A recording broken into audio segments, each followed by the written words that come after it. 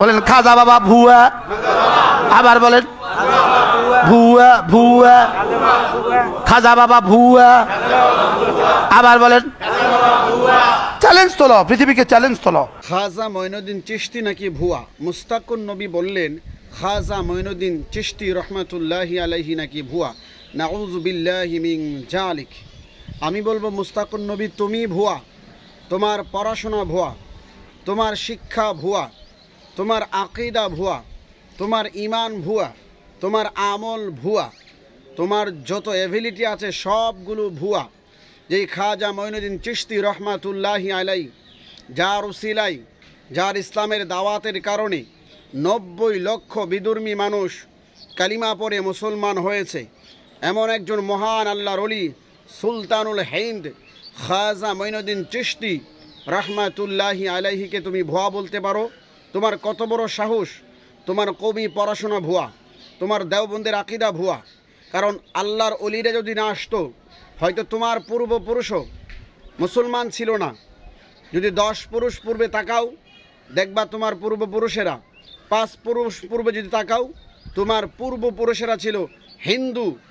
এই তোমার পূর্বপুরুষের মাথায় যারা টুপি দিয়েছেন তারাই ছিলেন খাজা মঈনুদ্দিন চিশতি রহমাতুল্লাহ আলাই, হযরত শাহজালাল শাহ মুজাররদি ইয়ামানি রহমাতুল্লাহ আলাই। এইরকম মহান অলিদের বিরুদ্ধে তুমি কলম ধরো, আবার বলো লা ইলাহা ইল্লাল্লাহ মুহাম্মাদুর রাসূলুল্লাহ সাল্লাল্লাহু আলাইহি সাল্লাম। এই কালিমার ভিতরে খাজারে ঢুকাও। খাজা কুদরিতে নাই, শরহে বেকায়ের মধ্যে নাই, বুখারীতে নাই, তিরমিজিতে নাই, মুসলিমে নাই, আকীদার ইমামও নাই। এতগুলো কথা বলো, তোমার যারা অডিয়েন্স রয়েছে তোমাকে হাকিমুন নফস বলে, তাহলে তোমার নামটা কি কালিমার ভিতরে আছে? এর অর্থ কি? তোমার কোনো মর্যাদা নাই? তোমার কথা মতে তুমি ভুয়া। খাজা মঈনুদ্দিন চিশতি রহমাতুল্লাহি আলাই কালিমা প্রচার করতে এসেছেন, কালিমার ভিতরে নিজের নাম যোগ করতে আসেনি। যদি তাই হতো তো তোমার নামও কালিমার মধ্যে নাই, তোমার 14 পুরুষের নাই, তোমার কোনো দেওবন আব্বাদের নামও কালিমার ভিতরে নাই। তার মানে এই সবগুলোই ভুয়া, কারণ কালিমার ভিতরে তো নাই, কালিমার ভিতরে তো ঢোকানো সম্ভব না। তাহলে সবগুলোই ভুয়া। তোমার কথা মতে তুমি ভুয়া, তোমার পড়াশোনা ভুয়া, তোমার আকীদা ভুয়া, তোমার সব কিছু ভুয়া। বাংলাদেশে এখনও আউলিয়া প্রেমিক রয়েছে, সুতরাং সাবধান হয়ে যাও। আমি বলবো প্রকাশ্যভাবে তুমি জাতির কাছে নিজের ভুল স্বীকার করতে হবে, ক্ষমা চাইতে হবে, না হলে এখন আর ছাড় দেওয়া হবে না। আল্লাহর অলিদের সাথে তুমি বেয়াদবি করো। তুমি বুখারী পড়ো নাই? বুখারীর 6502 নম্বর হাদিস হজরতে আবু হুরাইরা রাদিয়াল্লাহু তাআলা আনহু থেকে হাদিসখানা বর্ণিত। হযরত আবু হুরাইরা রাদিয়াল্লাহু তাআলা আনহু থেকে হাদিসে কুদসিখানা বর্ণিত।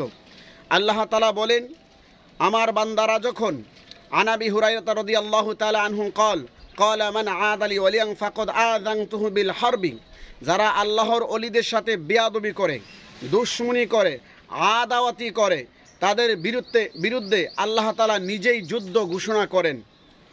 তোমাদের আকীদার বহুত হুজুরেরা, জুবায়ের আহমেদ আনসারী নবীর শানে দুরূদ শরীফ ভেঙ্গা বলতো, মৃত্যুর সময় সে ক্যান্সার হয়ে চেহারাটা বানরের মতো হয়ে মারা গিয়েছে। তোমাদের বড় হুজুর বাবুনগরী সাহেব আল্লাহর ওলিদের মাজারগুলো পা দিয়ে ভেঙে ফেলবে, যেই দিন বলল ওই দিন রাত্রেই আল্লাহ তাআলা তার পা পচায় দিল। এগুলা থেকেও কি তোমাদের শিক্ষা হয় না? বনি ইসরায়েলের জাতির মতো তোমরা হয়ে গেছো। তোমাদের মাদ্রাসাগুলোর মধ্যে বলৎকার হয়, এই বলৎকারগুলো চোখে পড়ে না? 7 বছর 8 বছর ছেলের সাথে মেয়ের সাথে বলৎকার হয়, এমনকি রমজানুল মুবারকে পর্যন্ত নিস্তার নাই। মাদ্রাসায় ছাত্র যারা পড়াশোনা করতে, ওখানে তোমাদের শিক্ষার্থীরা, তোমাদের বড় বড় হুজুরেরা, মামুনুল হক মতো এমন ব্যক্তিরা বলৎকার শুরু করে দাও। তোমরা বলো খাজা মঈনুদ্দিন চিশতি ভুয়া। আল্লাহ তাআলা তোমাদের উপরে অতি শীঘ্রই গজব নাজিল করবে। আমি বলবো মুসলমানেরা আবেগী হেন না, বিবেক দিয়ে চিন্তা করুন। খাজা মঈনুদ্দিন চিশতি রহমাতুল্লাহি আলাইহির পুরা জীবনীটা, ওনার জন্ম মৃত্যু এই ভিডিওর ডিসক্রিপশনের মধ্যে আমি দিয়ে দেব। আপনারা ওনার জন্ম মৃত্যু, ওনার কিছু কারামাত আমি দিয়ে দেব ইনশাল্লাহ, আপনারা পড়ে নেবেন। খাজা মঈনুদ্দিন চিশতি ওই ব্যক্তি যেই খাজা মঈনুদ্দিন চিশতি রহমাতুল্লাহি আলাইহির নাম ছিল হাসান। রসুল পাক সাল্লাল্লাহু আলাইহি সাল্লামার নির্দেশনায় উনি নবীজির নির্দেশ নিয়ে রোহানিভাবে এই ভারতে এসেছে, আয়েশা ইসলাম প্রচার করেছে, ওনার জানাজায় 90 লক্ষ মানুষের সমাগম হয়েছে। ওই ব্যক্তি সম্পর্কে কথা বলতে সাবধান করে কথা বলতে হবে। আল্লাহ তাআলা তোমার জিহ্বা কেটে দেবে। আমাদের আল্লাহ রাব্বুল আলামিন বুঝার তৌফিক দান করুক, আমিন। আসসালামু আলাইকুম ওয়া রাহমাতুল্লাহ।